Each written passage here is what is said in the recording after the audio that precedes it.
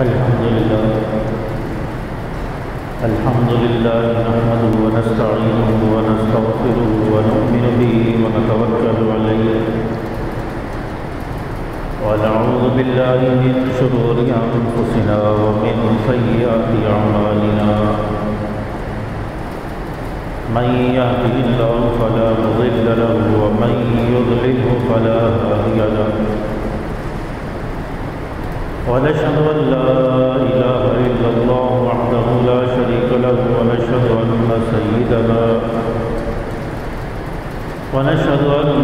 سيدنا ومولانا محمدا عبده ورسوله المبعوث إلى الأسود والأحمر لتتميم مكارم الأخلاق لا يخلق نبي ولا رسول بعده ولا أمة بعد أمته ولا شريعة بعد شريعته ولا كتاب بعد كتابه وصلى الله تعالى على خير خلقه محمد وعلى آله وأصحابه الذين هم خلافة العرب الأرباء وخير الخلائق بعد الأنبياء أما بعد فأعوذ بالله من الشيطان الرجيم بسم الله الرحمن الرحيم لقد رضي الله عن المؤمنين إذ يبايعونك تحت الشجرة فعلم ما في قلوبهم فأنزل السكينة عليهم وأثابهم فتحا قريبا صدق الله مولانا العظيم وصدق رسوله النبي الكريم ونحن على ذلك لمن الشاهدين والشاكرين والحمد لله رب العالمين بلند آواز سے ایک مرتبہ نماز والا درود پاک پڑھ لیں اللهم صل على محمد وعلى آل محمد كما صليت على إبراهيم وعلى آل إبراهيم إنك حميد مجيد اللهم بارك على محمد وعلى آل محمد كما باركت على إبراهيم وعلى آل إبراهيم إنك حميد مجيد میرے واجب الاحترام بزرگوں دوستوں عزیز ساتھیوں اور نوجوانوں، آج 15 جولائی 2022 کی تاریخ میں جامع مسجد طلحہ سیکٹر 5J کراچی میں آپ حضرات سے مخاطب ہونے کا شرف حاصل ہو رہا ہے۔ پروردگار عالم سے دعا ہے کہ پروردگار مجھے حق اور سچ بیان کرنے کی توفیق عطا فرمائے، اور جو کچھ سنایا جائے اللہ پاک اس پر عمل کرنے کی، اس کو سمجھنے کی توفیق عطا فرمائے۔ میرے واجب الاحترام، ماہ ذی الحجہ کی 18 تاریخ خلیفہ سوم امیر المؤمنین داماد رسول حضرت سیدنا عثمان بن عفان رضی اللہ تعالیٰ عنہ کا یوم شہادت ہے۔ حضرت عثمان رضی اللہ تعالیٰ عنہ وہ عظیم انسان ہیں جنہیں نبی پاک صلی اللہ علیہ وسلم کا دوہرا داماد بننے کا شرف حاصل ہوا، اور اسی وجہ سے آپ کو ذی النورین بھی کہا جاتا ہے، دو نور والے۔ آپ صلی اللہ علیہ وسلم کی ایک صاحبزادی حضرت رقیہ آپ صلی اللہ علیہ وسلم کے نکاح میں، آپ صلی اللہ علیہ وسلم کی صاحبزادی حضرت رقیہ حضرت عثمان رضی اللہ تعالیٰ عنہ کے نکاح میں ہے، اور جب حضرت رقیہ رضی اللہ تعالیٰ عنہ کا انتقال ہو جاتا ہے تو آپ صلی اللہ علیہ وسلم اپنی دوسری صاحبزادی حضرت کلثوم کا نکاح بھی حضرت عثمان بن عفان رضی اللہ تعالیٰ عنہ سے کرواتے ہیں۔ جب ان کا بھی انتقال ہو جاتا ہے تو آپ صلی اللہ علیہ وسلم فرماتے ہیں کہ عثمان، اگر میری 40 بیٹیاں ہوتی تو میں یکے بعد دیگرے آپ کے نکاح میں دیتا چلا جاتا۔ آپ صلی اللہ علیہ وسلم کو حضرت عثمان رضی اللہ تعالیٰ عنہ کے ساتھ اتنی محبت ہے، اور آپ علیہ السلام نے فرمایا کہ جنت میں میرا ساتھی، جنت میں میرا رفیق عثمان ہوگا۔ تو آپ صلی اللہ علیہ وسلم سے حضرت عثمان رضی اللہ تعالیٰ عنہ کو اتنی محبت ہے، اتنا پیار ہے۔ ایک مرتبہ آپ صلی اللہ علیہ وسلم صحابہ کی مجلس میں بیٹھے ہیں، صحابہ آتے جا رہے حضرت ابو بکر حضرت عمر رضی اللہ تعالیٰ عنہ بھی آگے اور دیگر صحابہ بھی آگے، حضرت علی المرتضیٰ رضی اللہ تعالیٰ عنہ بھی آئے، حضرت زبیر حضرت طلحہ رضی اللہ تعالیٰ عنہ بھی آگے۔ آپ علیہ السلام اسی انداز میں بیٹھے رہے۔ آپ صلی اللہ علیہ وسلم کی پنڈلی سے اپنا جو تہبند تھا وہ ہٹا ہوا ہے، لیکن جب حضرت عثمان رضی اللہ تعالیٰ عنہ آتے ہیں آپ صلی اللہ علیہ وسلم سمٹ کر بیٹھ جاتے ہیں اور اپنی پنڈلی کو ڈھانپ لیتے ہیں۔ صحابہ نے پوچھا، یا رسول اللہ، پہلے اتنے صحابہ آتے رہے، ابو بکر صدیق حضرت عمر رضی اللہ تعالیٰ عنہ جیسے صحابی بھی آئے، آپ تو اسی انداز میں بیٹھے رہے۔ جب حضرت عثمان رضی اللہ تعالیٰ عنہ آئے، آپ فوراً سمٹ گئے، اپنے کپڑے سمیٹ لیے اور اپنا تہبند سیدھا کیا، اس سے پنڈلی کو ڈھانپ لیا۔ اس کی کیا وجہ تھی؟ آپ علیہ السلام نے فرمایا کہ جس عثمان سے اللہ کے فرشتے حیا کرتے ہوں، میں محمد اس سے حیا کیوں نہ کروں؟ حضرت عثمان رضی اللہ تعالیٰ عنہ باحیا انسان تھے، اور حضرت عثمان رضی اللہ تعالیٰ عنہ سے عرشوں کے فرشتے بھی حیا کرتے ہیں، اور حضرت عثمان رضی اللہ تعالیٰ عنہ جب آتے ہیں آپ صلی اللہ علیہ وسلم حیا کی وجہ سے، حضرت عثمان رضی اللہ تعالیٰ عنہ کے احترام کی وجہ سے اپنی پنڈلی کو ڈھانپ لیتے ہیں اور دنیا کو بتا دیا کہ حضرت عثمان وہ ہے کہ جس سے اللہ کے فرشتے بھی حیا کرتے ہیں اور نبی کو بھی ان سے حیا آتی ہے۔ حضرت عثمان رضی اللہ تعالیٰ عنہ تیسرے خلیفہ، سب سے پہلے ابو بکر صدیق رضی اللہ تعالیٰ عنہ کا دور خلافت آتا ہے، جو 2 سال 3 مہینے 10 دن تک رہتا ہے، اور حضرت ابو بکر صدیق رضی اللہ تعالیٰ عنہ نے 12 لاکھ مربع میل پر اسلام کا پرچم لہرایا۔ پھر اس کے بعد حضرت عمر رضی اللہ تعالیٰ عنہ کا دور خلافت آتا ہے، حضرت عمر رضی اللہ تعالیٰ عنہ نے 22 لاکھ مربع میل پر اسلام کا پرچم لہرایا۔ پھر اس کے بعد حضرت عثمان رضی اللہ تعالیٰ عنہ کا دور خلافت آتا ہے، اور اس کی مدت 12 سال ہے، اور حضرت عثمان رضی اللہ تعالیٰ عنہ نے 12 سال اپنی دور خلافت میں تقریباً 44 لاکھ مربع میل پر اسلام کا پرچم لہرایا، اور اتنی فتوحات ہوئی ہیں۔ حضرت عثمان رضی اللہ تعالیٰ عنہ کی ان فتوحات کو دیکھ کر سبائی اور عبداللہ ابن سبا کی اولاد، جو یہودی تھا، منافق تھا، بے ایمان تھا، اس سے برداشت نہیں ہوا، اس نے حسد میں آ کر حضرت عثمان رضی اللہ تعالیٰ عنہ کے خلاف سازش کی۔ حضرت ابو بکر صدیق رضی اللہ تعالیٰ عنہ کے دور میں بھی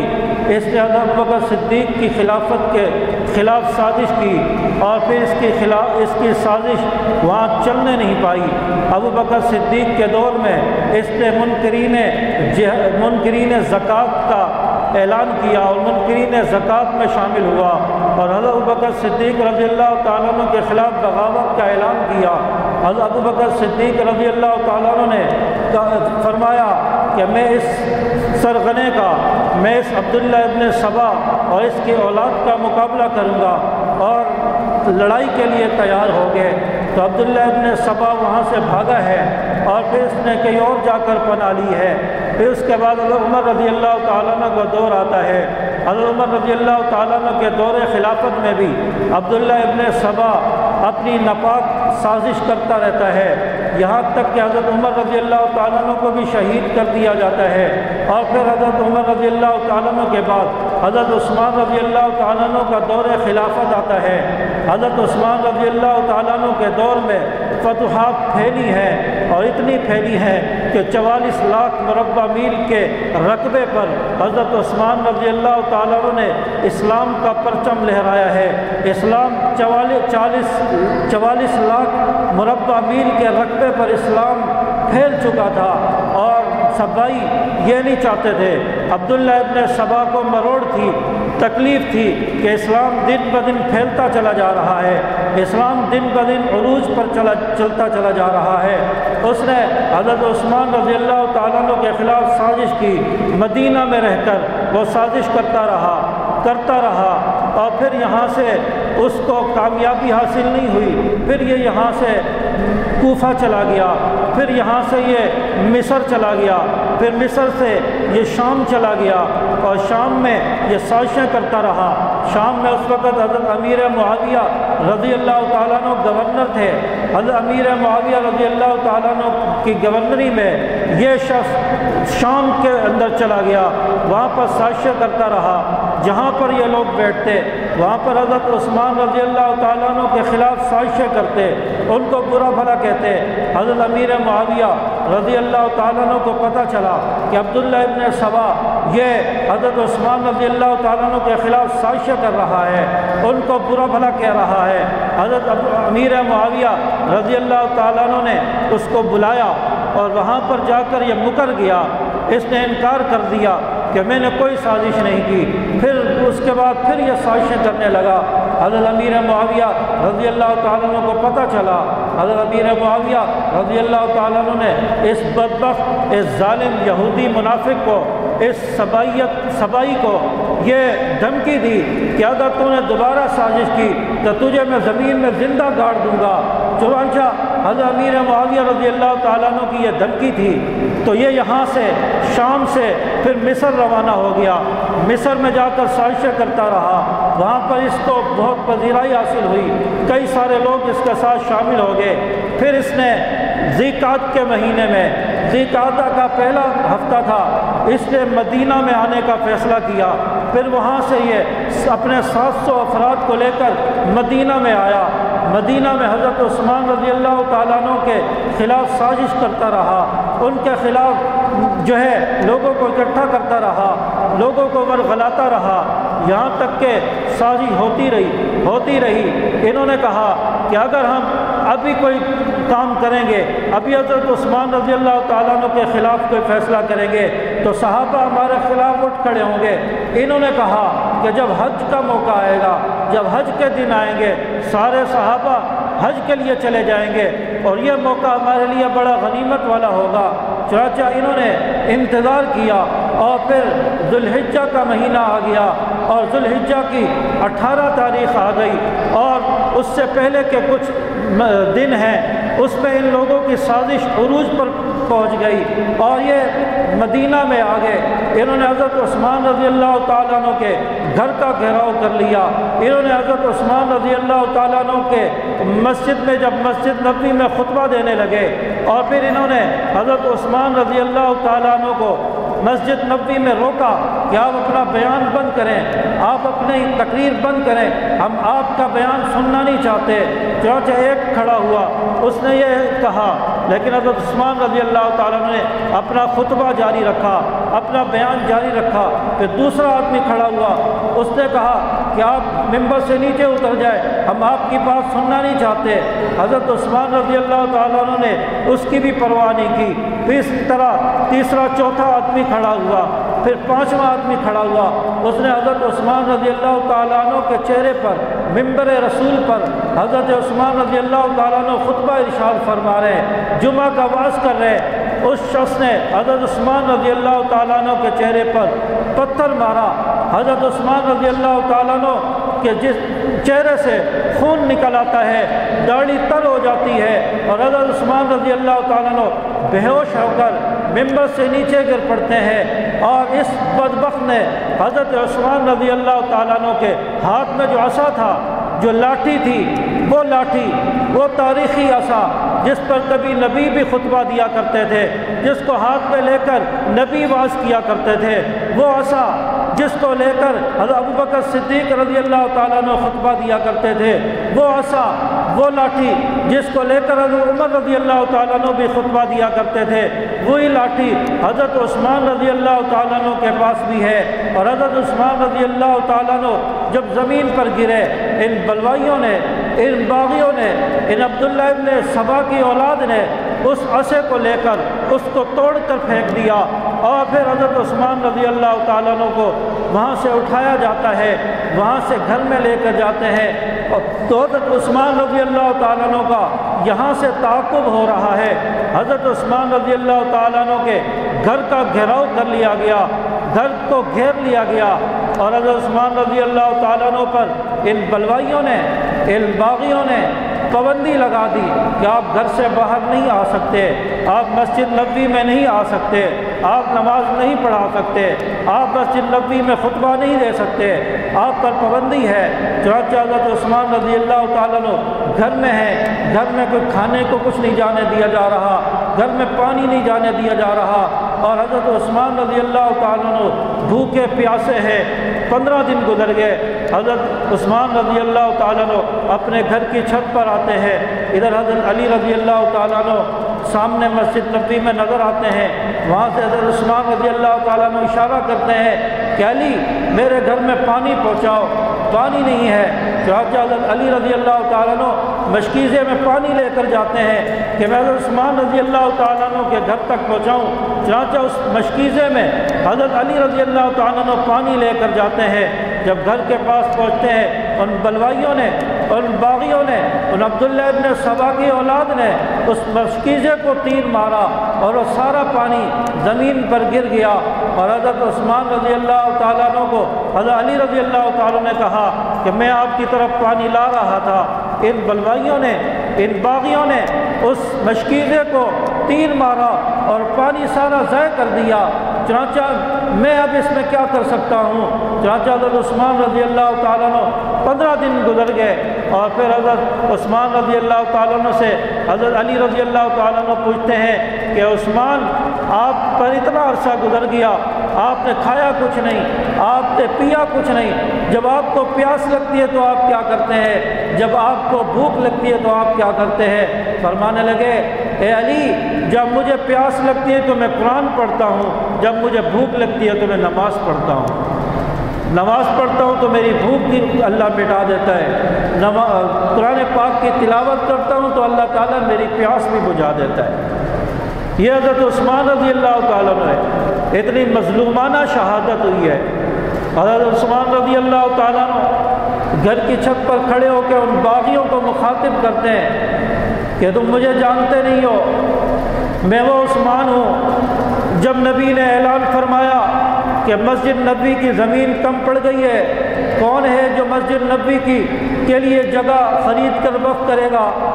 میں اس کو جنت کی بشارت دیتا ہوں۔ حضرت عثمان رضی اللہ تعالیٰ عنہ کہنے لگے کہ آپ کو پتہ نہیں ہے کہ وہ میں ہی عثمان ہوں جس نے مسجد نبوی کے لیے زمین کو خرید کر وقف کیا تھا۔ اور پھر حضرت عثمان رضی اللہ تعالیٰ عنہ باغیوں سے کہتے ہیں کہ تمہیں پتہ نہیں کہ جب مدینہ کے اندر پانی نہیں تھا اور یہودی سے لوگ منہ مانگے داموں میں پانی خرید کر پیتے تھے، اور اس وقت نبی نے اعلان فرمایا تھا کون شخص ہے کہ جو پانی کا کنواں خرید کر مسلمانوں کے لیے وقف کرے گا۔ حضرت عثمان رضی اللہ تعالیٰ کہنے لگے میں وہی عثمان ہوں جس نے پانی کا کنواں خرید کر وقف کیا تھا، آج تم مجھے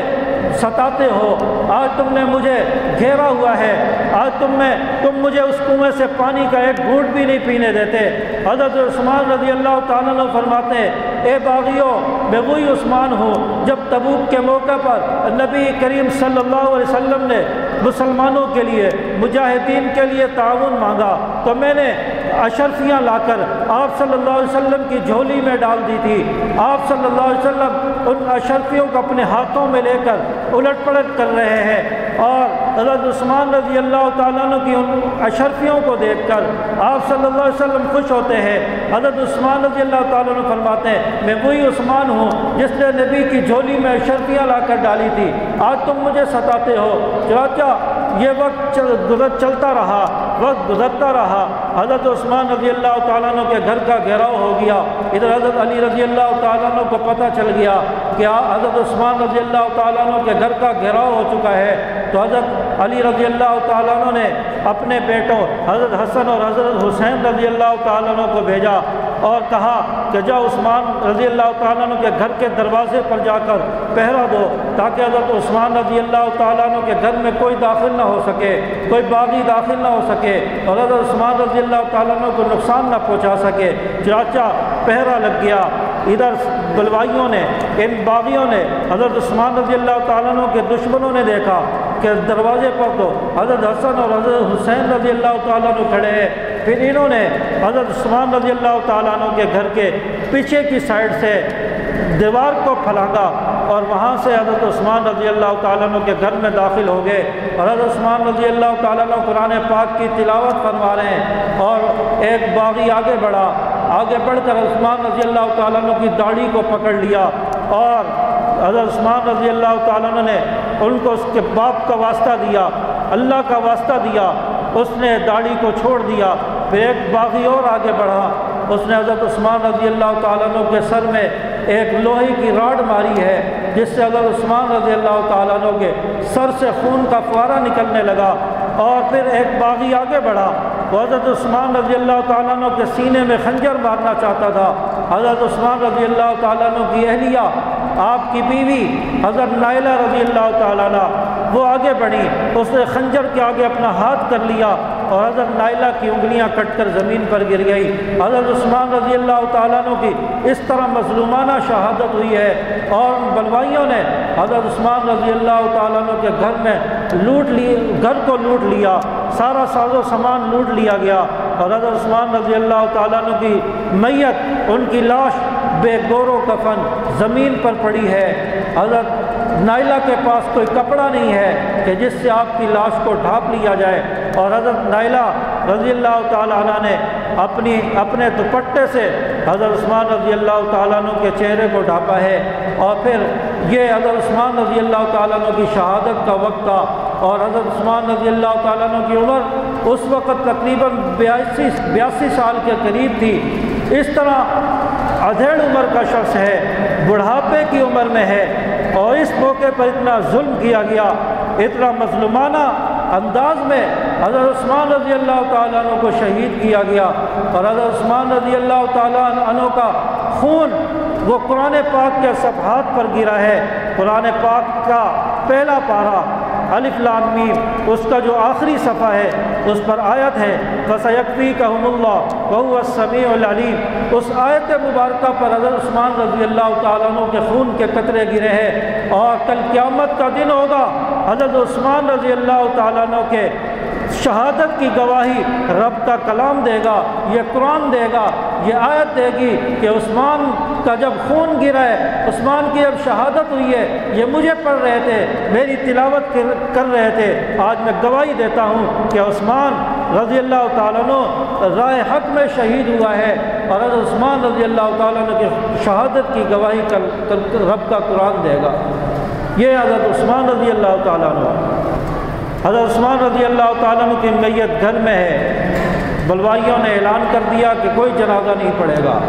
ہم میت کو گھر سے نہیں نکلنے دیں گے، میت گھر میں ہی رہے گی۔ چنانچہ ایک دن گزر گیا، 2 دن گزر گئے، تیسرا دن آ گیا، حضرت عثمان رضی اللہ تعالیٰ عنہ کی میت کو اٹھانے کی اجازت نہیں ہے، کفن دینے کی اجازت نہیں ہے، جنازہ پڑھنے کی اجازت نہیں ہے۔ اتنے میں حضرت ام حبیبہ رضی اللہ تعالیٰ عنہ، حضرت امیر معاویہ رضی اللہ تعالیٰ عنہ کی بہن ہے، اور آپ صلی اللہ علیہ وسلم کی زوجہ محترمہ ہے، یہ باہر نکلتی ہے اور بلوائیوں کو، ظالموں کو اور عبداللہ ابن سبا کی اولاد کو مخاطب کر کے کہتی ہے کہ اگر آج حضرت عثمان رضی اللہ تعالیٰ عنہ کو کفن نہ دینے دیا گیا، جنازہ نہ پڑھنے دیا گیا، میں اپنے سر سے دوپٹہ اتار کر باہر آ جاؤں گی، گلی میں آ جاؤں گی۔ چنانچہ ان سبائیوں پر ہیبت طاری ہوئی، وہ ڈر گئے کہ نبی کی بیوی ہے، زوجہ محترمہ ہے، دوپٹہ اتار کر باہر آ گئی، کہیں اللہ کا عذاب نہ آ جائے، کہیں اللہ کا عرش نہ ہل جائے۔ اور پھر انہوں نے کہا کہ ٹھیک ہے، ہم اجازت دیتے ہیں۔ یہ وہ سبائی ہیں، یہ وہ ظالم ہے کہ عورت کا دوپٹہ اترنے کا اعلان ہے کہ یہ دہل جاتے ہیں، ان کے دل ہل جاتے ہیں کہ عورت دوپٹہ اتار کر باہر آ گئی تو کہیں اللہ کا عذاب نہ آ جائے۔ آج تو مسلمان کو حرکت نہیں ہوتی، آج مسلمان نہیں ڈرتا۔ یہ وقت کے سبائی ہیں۔ یہ جب حضرت ام حبیبہ نے یہ اعلان کیا، انہوں نے کہا کہ ٹھیک ہے، ہم اجازت دیتے ہیں، حضرت 4 آدمیوں کو اجازت دیں گے، حضرت عثمان رضی اللہ تعالیٰ عنہ کی میت کو اٹھائیں اور ان کو کفن دیں، اور یہ 4 آدمی جنازہ لے کے جائیں اور ان کی نماز جنازہ پڑھیں اور ان کی تدفین کر دی جائے۔ چنانچہ انہوں نے کہا کہ ٹھیک ہے، جنازہ اٹھایا گیا۔ جنازہ گلیوں سے گزر رہا ہے، مدینہ کی گلیوں سے جنازہ جا رہا ہے، اور حضرت عثمان رضی اللہ تعالیٰ عنہ کے جنازے پر بھی ان لوگوں نے پتھراؤ کیا۔ ان لوگوں نے حضرت عثمان رضی اللہ تعالیٰ عنہ کے جسم کو پتھر مارے، جنازے کے شرکاء کو پتھر مارے، اس طرح ظلم کیا اور اس طرح مظلومانہ شہید حضرت عثمان رضی اللہ تعالیٰ عنہ ہے۔ اور بالآخر ان کا جنازہ پڑھ کر ان کو جنت البقیع کے اندر دفن کر دیا گیا، وہاں پر تدفین کر دی گئی۔ اس طرح حضرت عثمان رضی اللہ تعالیٰ عنہ کی مظلومانہ شہادت 18 ذی الحجہ کو ہوتی ہے، اور سال کا اختتام ذی الحجہ کے مہینہ میں ہو رہا ہے۔ اور سال کا اختتام بھی ایک تو ہم نے جانور کی قربانی سے کیا اور اپنے مال کی قربانی سے کیا، اور دوسرا حضرت عثمان رضی اللہ تعالیٰ عنہ کی شہادت سے سال کا اختتام ہو رہا ہے۔ اور محرم، آگے محرم سے نیا سال شروع ہو رہا ہے، اور سال کا آغاز بھی قربانی سے ہو رہا ہے۔ اور یکم محرم کو حضرت عمر رضی اللہ تعالیٰ عنہ کا یوم شہادت ہے، اور بتا دیا گیا ہے کہ اسلام کی تاریخ قربانیوں سے بھری پڑی ہے۔ اسلام کو عروج ملے گا، اسلام کو عظمت ملے گی، اس کے لیے قربانی دینا پڑے گی۔ حضرت عمر رضی اللہ تعالیٰ عنہ کی قربانی کو یاد رکھو، پھر سال کے اختتام پر حضرت عثمان رضی اللہ تعالیٰ عنہ کی قربانی کو یاد رکھو۔ اور فرمایا کہ جب بھی اسلام قربانی مانگے تو اس طرح ان حضرات کی قربانیوں کو یاد رکھتے ہوئے مسلمان اپنی جان کی پرواہ کیے بغیر اسلام کے مقابلے میں جو ہے اس کے لیے لڑنے کے لیے تیار ہو، اور اسلام کو کوئی نقصان نہ پہنچے، دین کو کوئی نقصان نہ پہنچے۔ تو اس لیے 18 ذی الحجہ عثمان رضی اللہ تعالیٰ عنہ کا یوم شہادت ہے، اور 18 ذی الحجہ حضرت عثمان رضی اللہ تعالیٰ عنہ کو یوم شہادت کے عنوان سے منایا جائے، اور اپنے بچوں کو، گھر والوں کو کہا جائے کہ حضرت عثمان رضی اللہ تعالیٰ عنہ کون ہے اور ان کی شہادت کیسے ہوئی ہے۔ چنانچہ اللہ تبارک و تعالی ہمیں سمجھ عمل کی توفیق عطا فرمائے۔ وآخر دعوانا الحمدللہ رب العالمین۔